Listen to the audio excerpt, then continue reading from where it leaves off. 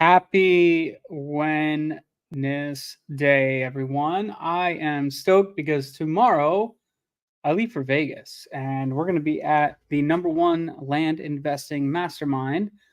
And I'm more than stoked about it. It's going to be awesome. I'm excited to see everyone out there. I'm excited to meet everyone if I haven't met you yet. And I'm just excited to talk to the other people that are going to be there, like all the coaches and all the people. Um, it's just exciting, man. It's such a good mix of people that are going to be there, and I really can't wait for everyone to show up. If you're not going, I don't know what's wrong with you. I'm sorry to hear that. I don't know. You're lost. If you want to make the trip, buy your ticket last minute right now and try to get out there. It's so going to be totally worth it. It's going to be such an awesome freaking day. Um, I'm just excited. Last year's was awesome. This one's going to be 10 times better. So you'll see. I rented myself a nice Porsche to drive around in for the weekend.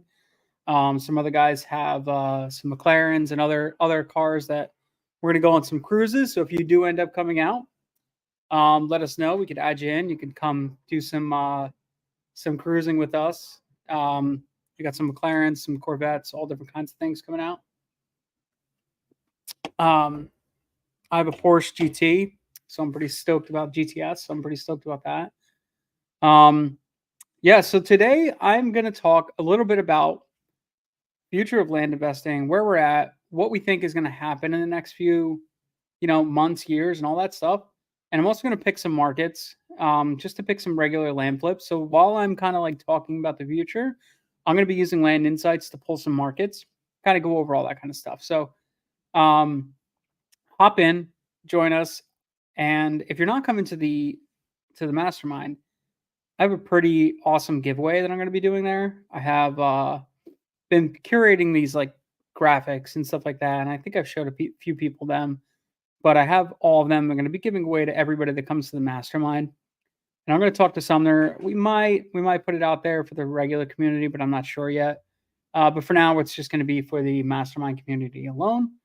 Um, so I'll let everybody know. We'll see if we end up adding other adding it into the general public. So we're gonna start here. So what I want to look at today is I'm gonna kind of pick some areas in a couple of these states that I'm really digging right now. So we know right now there's a lot of stuff happening in right now recently Florida, Georgia, South Carolina, and North Carolina have been getting ravaged by this storm that just kind of went through. North Carolina got wiped, right? Parts of it, not everywhere, just western like Asheville. That was really bad over there. Us personally, we've had a couple properties been affected by that storm. One property lost 50% of its old growth timber, so that completely changed the value of the land. So now we have to kind of go back and retrade. I hate doing that, but kind of have to do it. So it's gonna suck, but we have to retrade that property, and then some other ones we're gonna have to look at and kind of just retrade different things. So it kind of sucks, but it is what it is. Another property we own had some water issues, but it's all drained out. Kind of sucked in the beginning, but just because it's going to delay the sale for a little bit, it's not a big deal. So that's South Carolina, North Carolina, same thing. Georgia properties have been fine. We haven't really had any flooding in Georgia. So our Florida properties, we're under contract to sell. We got our HUD today actually for one of them, which is great. I'm going to get that signed. And then some of the other ones that we have in Florida and stuff like that, we've kind of just been like back and forth on if we're going to be able to buy them or not, especially with this new storm coming in. It's going to wipe out stuff. So if you guys are investing in those areas or buying land in those areas, you got to be careful right now. Push your closing dates back, push them forward, whatever you can do. You don't want to close on a property until this storm has already passed because you don't know what it's going to look like after you close. Okay. So I highly suggest, my personal opinion, if you're closing on a property within this week or next week, push it out a week or two. Get past the storm, let the floodwaters recede, then go ahead and make your decision about purchase. That's for anywhere in the Gulf Coast. So, you got Texas, Alabama, Florida, all those areas, Louisiana, any of those. Any of those areas, you kind of got to watch out right now. So, with that being said, I actually do want to look at some of these other areas in the Gulf Coast area, but not specifically up there, kind of going up a little bit north. So, I'm going to go ahead. I'm going to share my screen in a second. I'm going to start with Land Insights. And I'm going to I'm really looking for fast turn markets. So, stuff that I could hop in, hop out real quick. I might buy for 30s, sell for 60s, those basic everyday markets that aren't too crazy. We have a couple subdivides we're working on, so I get that, but some other ones we're kind of just seeing. So I want to look at, we've been looking at Alabama, Mississippi, Arkansas. So I kind of want to try to hit some of these areas. We haven't really done too much work in these 3 states. Yeah, land mammoths. So mailing to Florida, it depends on where you're mailing in Florida, right? If you're mailing right here, this whole area, yeah, I would wait. I would pause those. If you're mailing all this area, the panhandle, you're okay because the storm is coming this way. But it's hurricane season right now, so you got to be careful anyways. Either way, I would just be cautious about anything you're mailing in this Tampa, Cape Coral general area. Anything north and south of that, you're pretty much okay. But the storm is pretty dang bad, so just be conscious of what you're sending out. And also, too, you don't want to be that investor that's like, preying on the people that are losing their houses and stuff like that. But I do think about this. Let's say somebody owns a house and they're about to get wrecked in Florida, okay? And they own a piece of land that's in Alabama, it's in Tennessee, it's in whatever the case may be. Who is the person they're going to go to get quick cash? It's going to be us. It's going to be the people like us that could come in there, pay them cash, buy the property, and they move on, right? So that's really, we are the problem solvers. That's what we're here for. That's motivation, right? If they own a house in Tampa and they just got wiped out and insurance is going to pay them for the next 6, 7, 8, 9 months, well, they own a property, 100 acres, 50 acres somewhere else and wherever. They put it on the market. It's not going to sell in 3 months, 4 months. It might take a little time. They could call us and we could get our money in 2 weeks. So that's kind of what we're there for. So if you do have people that live in these areas, their mailing addresses in those areas, it's not a bad thing to maybe mail them and just say, hey, look, we're still interested in buying the property. Obviously, you don't say, hey, look, I know you got whacked by a storm, but it doesn't hurt to reach out and send some letters in that area if their properties are in other areas. Just food for thought. All right, so let's do some market selection. And after I've done some market selection, we'll come back and I want to look at let's go 20 to 40s. I want to do some market selection. After we've done market selection, I'll talk about kind of some of the future of land investing, where I kind of see it going. Things like that. In Florida now, waiting to see if someone's going to wipe us out. Ooh, JD, I'm sorry, brother. Hopefully you're safe. I've seen the evacuation. It looks pretty shitty. I got family out there too, so I'm like, hopefully everybody's doing pretty good. Okay, so I want to see the 6 month solds. Alabama, we got Jefferson. Let's see. So I want to do a couple of filters.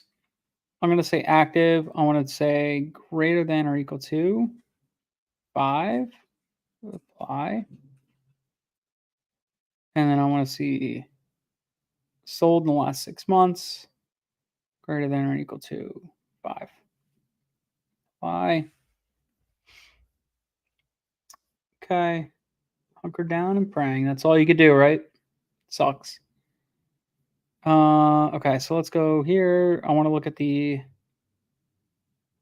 STR. I want to look at the 1 month, 3 month. Let's look at the 6 month STR. Okay. So we got Jackson County. We got Carroll, Polk. So Georgia's a new beast. I don't know if anybody knows about this, but with Georgia, you have to have this new letter, has to have the disclaimer on there that it's like a solicitation offer or whatever the case may be. So we're creating a new template for this. So I'm not mailing Georgia right now. What do we got here? White County, Arkansas. You know what? Let's check out White County, Arkansas. White County, Arkansas. So part of another thing I'm doing is we're actually buying land for myself. Long term, I'm actually going to start holding timberland to harvest for the future. So I've come up with a really good plan about kind of what I'm looking for and what I'm looking for in land and all that stuff. So I'm basically looking to buy personally about 350 acres to keep per year. And the goal with that is, buying it off market direct from sellers and then refinancing it, almost like burning out land. Okay. So buying with timberland value, buying it at 50% of market, then going ahead and doing a timber walk, refinancing it out, and then getting back 70% of my market, 70% of my money with a ag loan. And once I do that, I'll hold that long term, and then I'll use that land later on, and I'll harvest that. Right. So start harvesting my timber and all that jazz. So I've been kind of looking at that as a way to grow my equity. Land is great, reselling, buying, and reselling, but the problem with it is it creates a lot of cash. And then what do I do with the cash? I got to spend it somehow, right? So if I'm buying assets like that, I'm going to be in a really good spot. I don't know what happened here. Something froze up.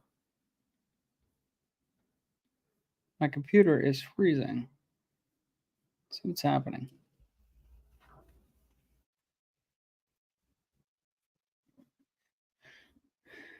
So let me check this out. Arkansas. That's not Rochester. Arkansas. Arkansas.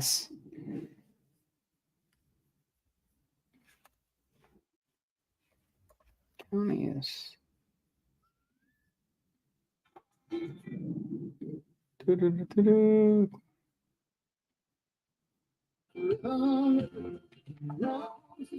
Cool. Music on. All right, so let's see. Let's start working again. What the heck's going on?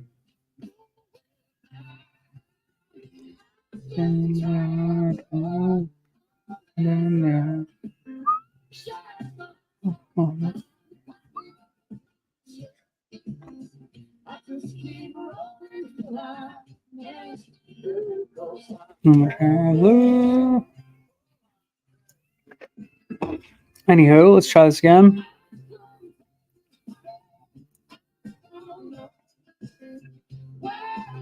So we were at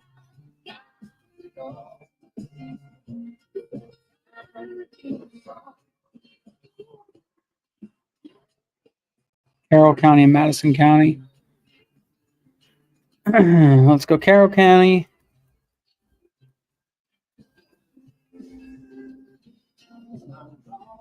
Carroll County.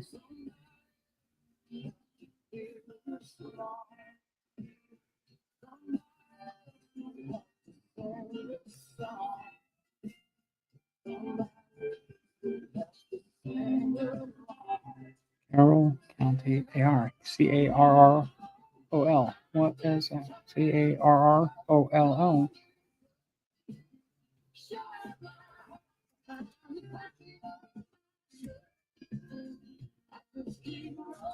AR. Sorry. That makes more sense. Okay, so the future I'm seeing in land investing, right? I'm seeing a lot more. We're in a post-COVID world, right? So our world is a little bit different than it was pre-2000.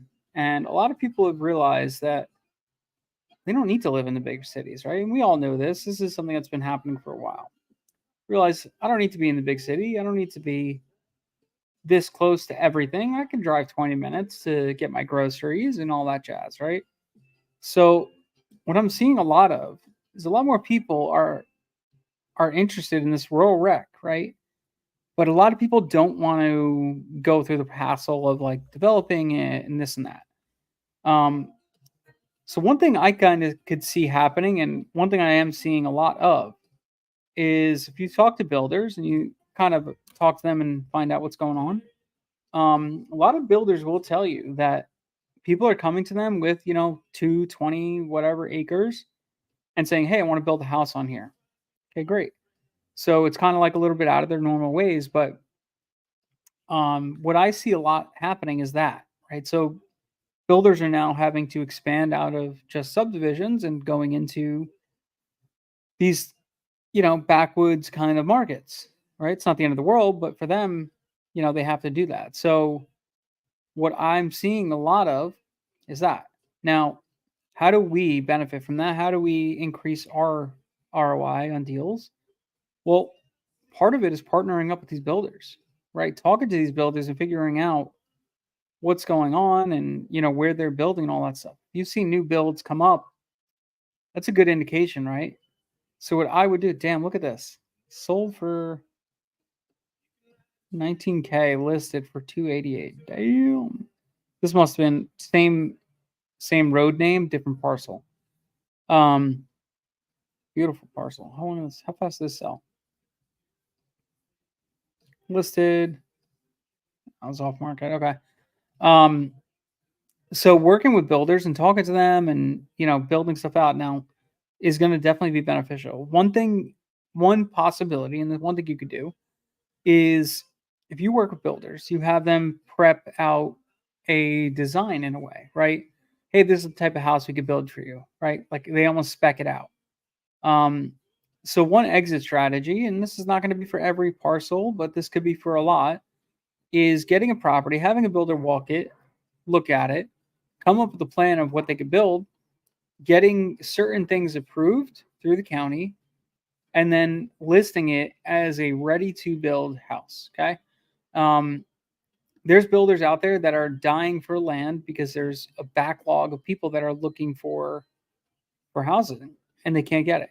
Right. So we could fill that void. That's the goal, is like we are the void fillers for this. Um, this is taking a long time. Look at August 6th, January 6th. Something happened. This took a really long time to sell, but everything else is not. This is probably a bad property more than it is anything else. Um, so working with these builders and finding out exactly what their people are requesting, and then kind of partnering up with them to come up with renders. It does help. Now, I see this a lot in Florida. If you ever look at any of the Florida subdivisions, you'll see properties, land listed with a house like to be built, whatever the case may be. If you have stuff like that, a buyer could come in with a loan, a construction loan, and go ahead and purchase this property and build to spec, right? Get a spec built house out for themselves. Very common. So a little bit of the future I see in what we could do is the direct list model, buying, listing. It's going to work, but it could also decrease a little bit with the influx of more people doing this, right? More land becomes liquid, then the values go down. It's harder for us to kind of like say, hey, look, this property won't sell. We got to come in and buy it, right? It's not going to work like that. This was pretty quick. 120 price change to 159, and then it went pending. That's an interesting approach, raising the price and then watching it go pending and still selling for what you raised it for. It's pretty smart. Um, Pretty good. I like this county. So we're gonna hit this county actually. Um, a lot of things too. If anybody doesn't know this, okay, there is right now farmland, and that's including timber farming. That's including resident, like regular farming for any type of goods. Um, there are more farmers that are over the age of 60 right now that need to sell. Their number is like in the trillions of land value that needs to sell within the next few years because they're retiring. Okay. So they need to exit. Well, what can we do for that? Right. A lot of things we could do is we could buy cells, buy parcels, list them online, whatever the case may be. Um, some of these farmers and other people, they might not be working with agents, might not be working with other people. They're basically just looking to exit, right? So outreach, relationship building is really going to help you um, work with a lot of these guys. Now, I know the hardest part is if you send a 50% offer to somebody in the middle of like um, Kentucky, Iowa, whatever, like all these states, Tyson sends out a value of their property. They say, hey, your property's this much. If you ever want to sell, call us. They already do that because all these like huge companies, they want to buy land. So they're constantly sending out mail and letting people know what their value is to let them know whenever you're ready to sell, we'll buy it. Okay. So you're going to have really tough competition working with them. But if you could come in with a strategic approach, um, and that's going to be very market specific. So I don't want to give you like hard and fast examples, but if you could come in with a strategic approach that'll benefit these sellers and sell them for a pretty good number, you could probably do pretty well. Now, part of that is subdividing land. That's one approach, right? Saying, hey, look, I could give you market price. You just got to work with me. Give me 6 months, a year, whatever the case may be, 2 years, whatever it is. Go in there and say we could subdivide this, and I could get you more than markets. Tyson's offering you 4K an acre. Guess what? I could get you 5K an acre if you work with me, right? Everything's freezing on my computer. Good times. I don't know why it's doing that. So let's go here. I like this county. What are we at? Carroll County. Let's go to Land Vision. Let's pull some data. You could work with these sellers and say, oh, cool, maintenance. Oh, good. Okay, not right now. You can work with these sellers and say, hey, look, I'll get you more money. You just got to give me a little time. Okay. So speaking to them and working out these relationships that are mutually beneficial is going to be a good way to kind of reap a good reward for these types of deals. You're definitely not going to compete by offering a 50% market value in, this area, Kansas, Missouri, uh, this part of Colorado, Nebraska, Iowa, South Dakota, that part of Wyoming, and this part of Kentucky, whatever. All those areas not going to compete with them, right? So you're going to have to kind of figure it out by offering some kind of solution, right? And that's boom, subdivision, build out little lots, and go from there. So a couple other things I would look at. Let's look at Carroll County first. Carroll County AR. Carroll County AR. You know what I didn't check out? I want to see what Carroll County's timberland looks like.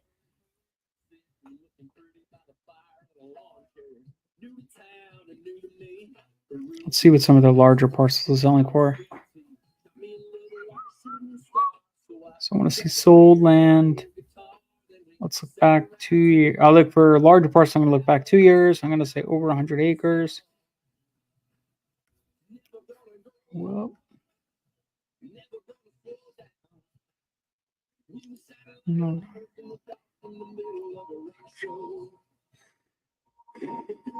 Okay, this is a 260 acre lot. Ozark hunting acreage, fair price. Look no further, Carroll. So this sold, damn, for like $1,000 an acre. So if you guys don't know timber values, it fluctuates. It depends on how close you are to the mill and all that jazz. But on average, you could get for pines and soft timber like pines, you get about 2K an acre. Okay. Now, if you're looking for hardwoods, your oaks, your old growth timber, things like that, you're getting about 3,500 an acre. Poplar is like 2,800, around that. Different pricing, different stuff, right? Everything's going to be a little bit different. So if you have a well maintained, this right here is like okay, it's not really maintained. It's just natural growth. The problem with this natural growth stuff is a lot of this stuff is hindered. So you're gonna have to come in here and cut a lot of this out and pulp it. And you could sell pulpwood for like $600 an acre, which is nice because you get a good little chunk. Um, how old are these pines? I'll talk about that. So you get a nice little chunk for pulping, and that's what they use to make all your paper products and things like that. So it's not the worst thing. But you'd have to clean all this stuff out and then reharvest maybe 8 to 10 years later once you've cleared it up. See how like a lot of this stuff, just looking at a quick picture like this.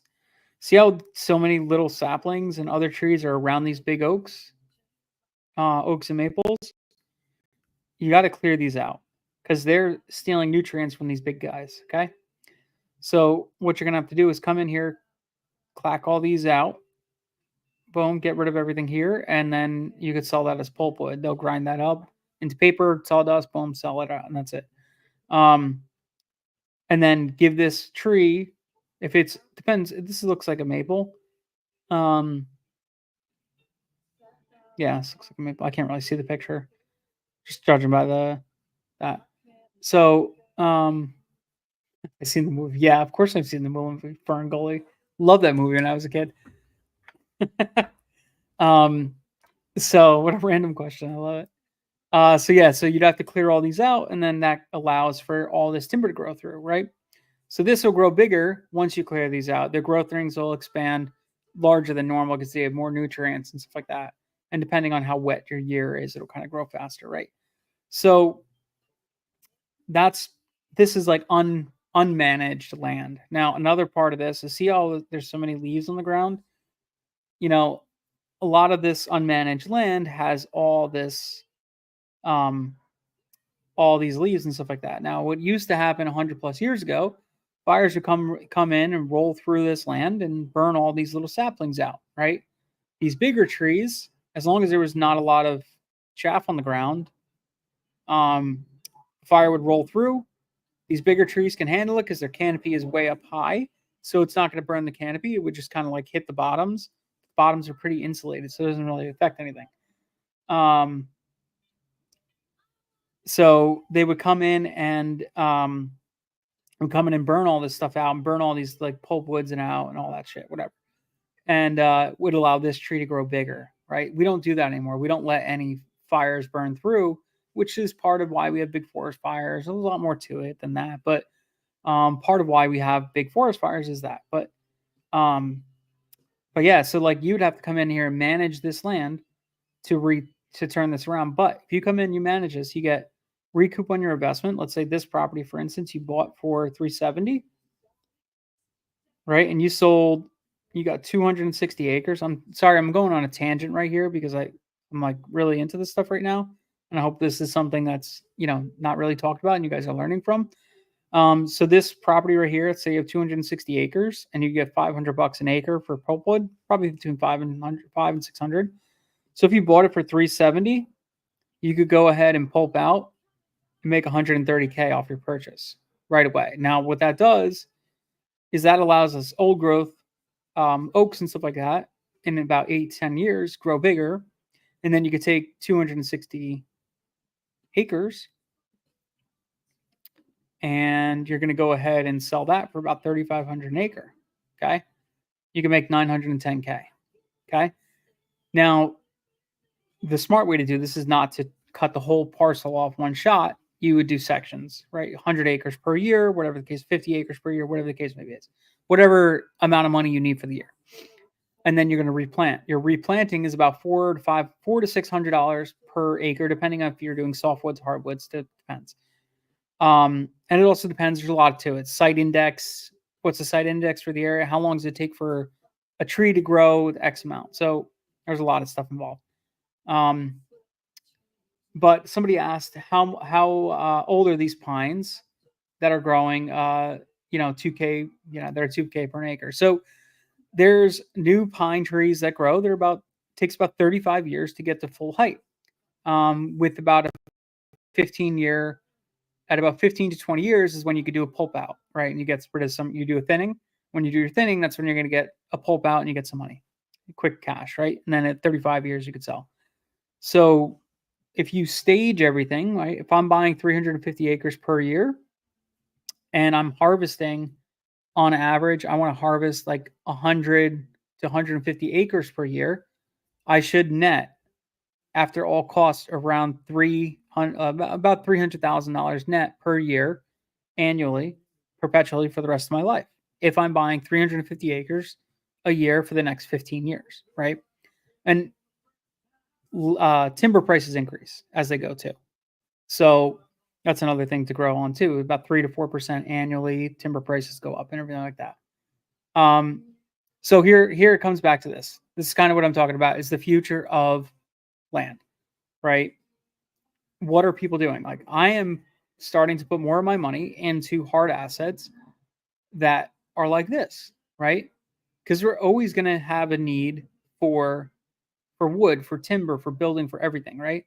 Always going to have a need for it. Not only that, but I could sell carbon credits based off my timber value or based off how much acreage I have. And I could get $10 per acre per year. Doesn't sound like a lot, but if it's land that I already own and I'm harvesting value off of other ways, why not? You could sell soil, fertile, rich soil. You could start a compost farm. You could do things like that. There's a lot of different ways. Matt, you're talking about deforestation. So the whole thing with deforestation is, I'm not talking about like just wiping this out clean and building houses. No, I'm talking about starting to manage this as a managed area, right? So manage this forest as a managed area. So I'm replanting trees. I'm doing all that stuff as I go along. So I'm not going to just cut it, get rid of it, and see you later. No, I'm going to keep actually adding value to this and keep adding homes for animals and replanting native species that are in this area. Anyways, very, very big tangent, but part of the culmination of the future of kind of like land investing and kind of why it's a really good time to jump into this. So basically, if anybody finds any land at 50% of market, huge parcels, bring it to me. I'll buy it at 60%. You'll make a quick 10%, because the bigger parcels are very illiquid. I'll buy them, especially if it's good timber land. Doesn't have subdivided potential. I don't need big entrances and all that stuff. I don't need a lot of road frontage. I just need an entrance in and out. So keep that in mind. Anyways, tangent off. So 260 acres. I just wanted to see what some of these are selling for. Okay, so this nice looking parcel right here. So this is not managed. This is just regular growth. You can see it's a pretty nice parcel though. Yeah, all this is unmanaged. You can see how just overgrown that is. And all these saplings here, that's all going to be thinned. They all got to be thinned out just to make this a nice habitable place. And all these pines right here. This is the type of pines that you would grow. That's like your Home Depot pine wood and stuff like that. Whatever. Doug fir is usually like a 50-year index, so a little bit different. But yeah, I'm gonna market to here actually. Yeah, let's do this. I'm gonna market to this area. Let's go to Land Vision. So I'm gonna pull Carroll County AR, and I want to pull. Let's look at this. So another way to look at this. So Carroll County AR sawmills. Arkansas Timber Mill Co. State Line Sawmill.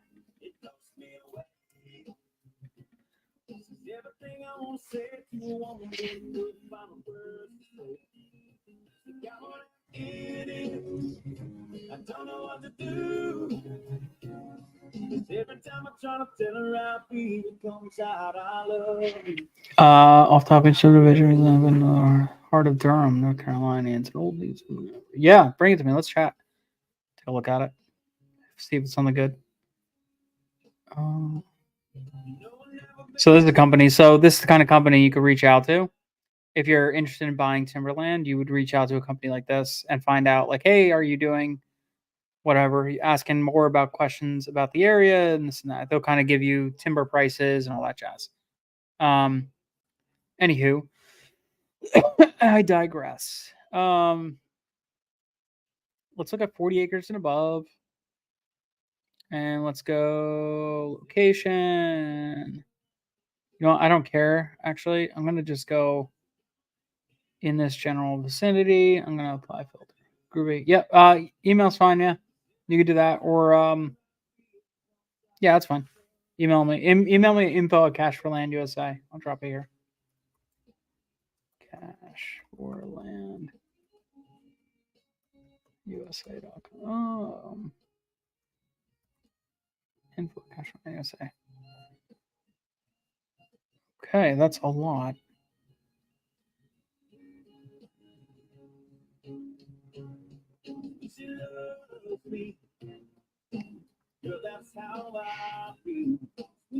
There is a lot. Okay, cool. 5,000 records. Let's try to button this baby up. Let's go 80 acres and above. Thanks, man. Hey, am I gonna see you out there? Logan, you live out here? If you do, I'm curious, what's the timber like out there? Have you ever looked into like timber harvesting and all that jazz?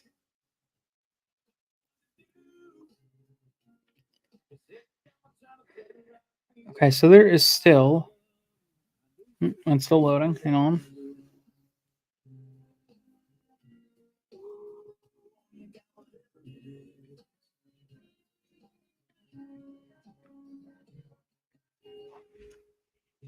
Let's just add a location.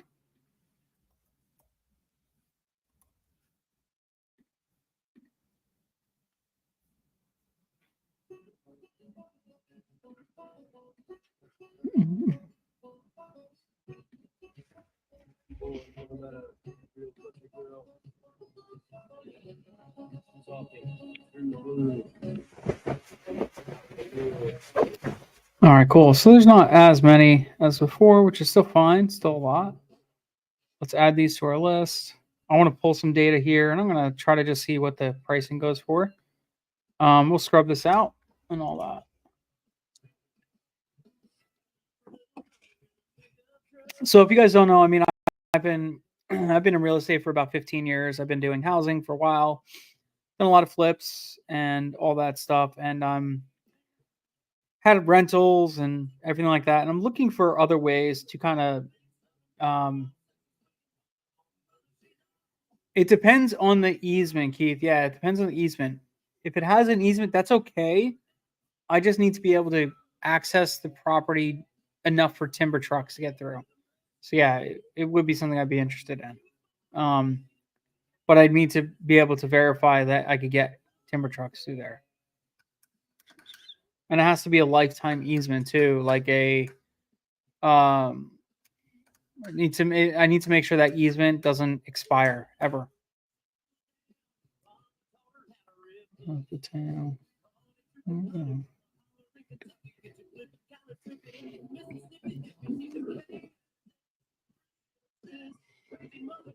Oops, sorry.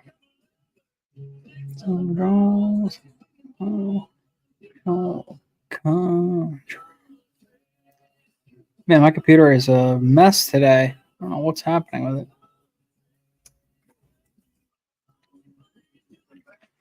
I think it's time to wipe it. Let's see. County pricing. Let's just throw it here. New sheet. Yeah, so I'm learning more and more about the timberland, and I've asked a lot of people about it. I'm trying to learn as much as I can. Part of going out to the mastermind is I'm curious to know if anybody else is doing this stuff, long-term holding of land and everything like that. Because I've had rentals, and I've, it's fine. I make good money on them and all that stuff, but it gets annoying. It gets annoying with rentals and stuff like that. Like I had one of my houses in Texas. The AC went out. Okay. So that property I was making, what was I making? Around like $800 a month on it. Okay. Pretty good, right? Well, boom. The heck? Why doesn't this let me import? Um, and I was doing pretty good. All of a sudden, AC goes out. There goes $7,000. Okay, sucks. And tenant stopped paying for a little while, so I had to threaten him with an easement. That was a good time. I mean, I had to threaten him with an eviction, and yeah, it was a good time. So that was fun. And then he finally started paying. I don't know what is happening with my computer today. I cannot do anything. It's weird. I can't do anything today. It's great. So he threatened me with I had to threaten him with an eviction, all that stuff. So I'm like, man, I want to find an asset class that it's I could hold, I could not have to worry about stocks. I don't control the stock market, all that stuff. So got it. The owner of the land owns the easement parcel and is motivated. I will get on top of that. Cool. Keith, I'm not looking, just so you know too, like if I'm buying timberland, I'm not going to be spending more than $3,000 an acre. No way. So if it's anything more than that, I don't want it. And if it's more than 60% of value, I'm not interested as well. Um, uh, yeah, that's awesome. So yeah, you could build your personal house on it, which is awesome, and live on it. I don't know what's going on with my computer today, so I really can't do anything else. So we'll just chat now. Um, I'll spread as much information as I can. So yeah, you could build your house on it. You could build primaries on it. You could put hunting cabins on it. It's the best part about it too. If you own 300 acres, you could go ahead and drop 10 cabins on it and lease them out to hunters and charge them, $4,000 or $5,000 a season, 4 grand a season, and they get 20 acres to hunt for themselves, right? You could do that, set up food plots, all that stuff. So there's a lot of ways to make money on the land while you're waiting to harvest that timber. Okay. So it's really cool. That's the best part is there's ways to cash flow land while you're waiting. They put lots of timber in, maintain timber trails, and then sell it off for 3 years after harvesting. Yeah, you could do that. Um, so yeah, you could go ahead and get big wood lots, timber it, maintain it, boom, set up everything, and then sell it off. Now, I don't want to sell because my goal is if I harvest, if I'm 35, I'm 36 right now. So if I start in 15 years, I'll be 50, and um I have about 5,000 acres, right? I should be making 300K plus a year. Okay. And then what I could do is every year pass that down. Now I get to pass that down to my kids and I'll split it down the middle. Boom, here you go. And what I do is I set it up as I'll set it up, put in a trust so that they cannot sell the land. All they could do is I'll have somebody else manage it and it'll guarantee them income. It's basically giving them like a trust in a way. So it's just another way to build out that long term, you know, um, like a family trust where my kids are set, right? So that's another way I'm doing it. So besides the houses they own that are in, that I'm giving to them once they turn 18, they'll also have this stuff too. So it's just added value for everybody.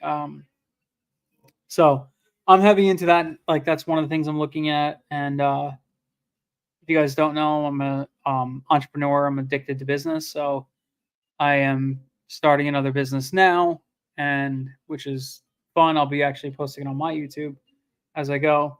So I'll let you guys know about that later on. But that business alone should push me.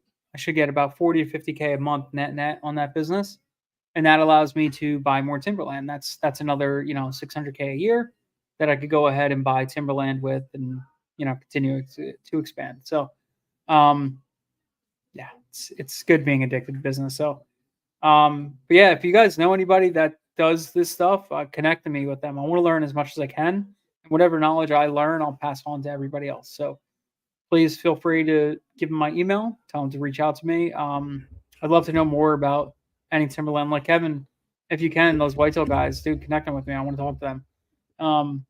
I'd love to learn as much as I possibly can about any timberland investments I can.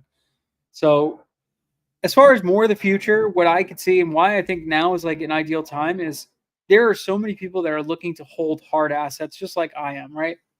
Um, there is so much you could do long term with holding a hard asset, especially we're in this kind of inflection point in our country and actually in the world in general where we have a lot of land, but we're filling up more and more and more, right?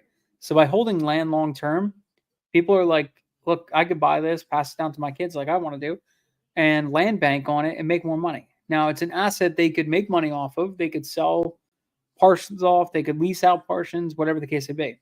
Unlike stocks, can't do that with stocks. Now, if you own gold, great, you own gold. Well, how do you sell it? Okay, you have to go to a gold distributor or whatever the case may be, and they're not going to pay you spot price. So let's say you buy spot gold at 2,400 an ounce, and you go to try to sell it, they're gonna give you maybe 1,900, 2,000. So you're losing money. Yeah, dude, I don't care if it's a fast market or slow market for that. If it's timberland, it could be the slowest market ever. It doesn't matter to me.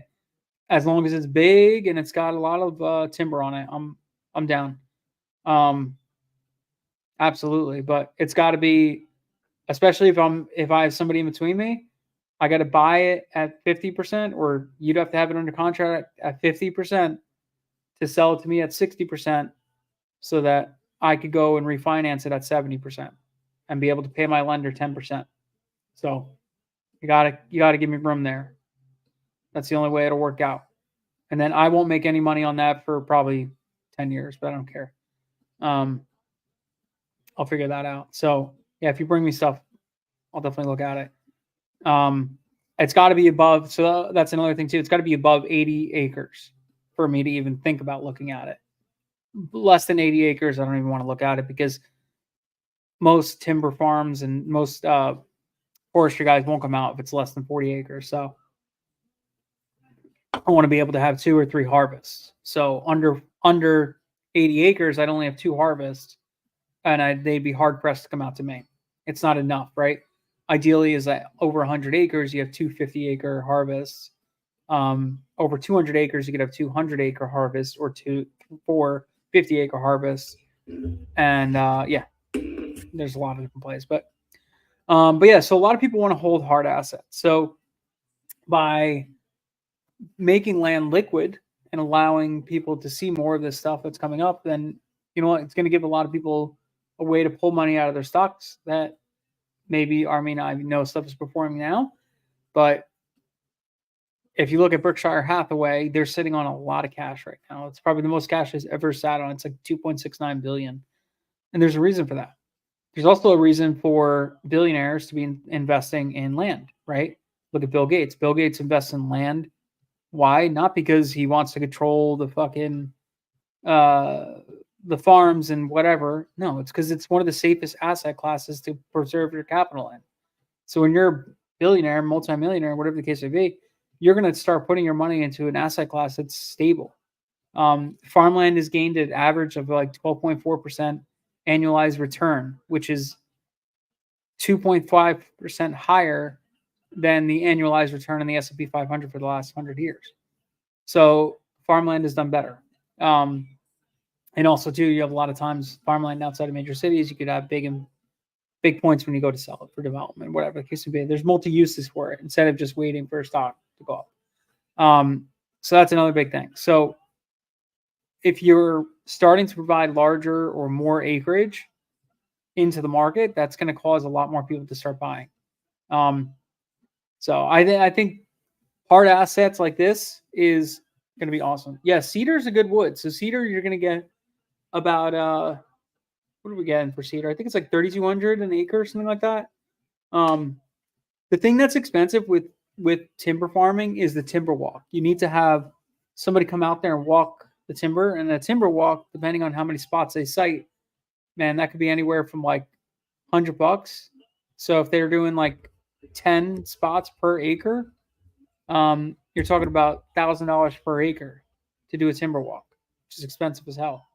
So you got to, it's a lot, but a lot of little things about it. So that's when you're doing your evaluation to refinance. So just another tip. All right, all. My computer is messed up. I got to reset it. So I appreciate everybody hanging out and letting me ramble on about timber farming in the future I see in land investing. So if I will see almost everyone out here on Thursday. I'll be out there Thursday, and then I'll be in till Monday. I leave. So I'll see y'all later. Thanks. Have a good one.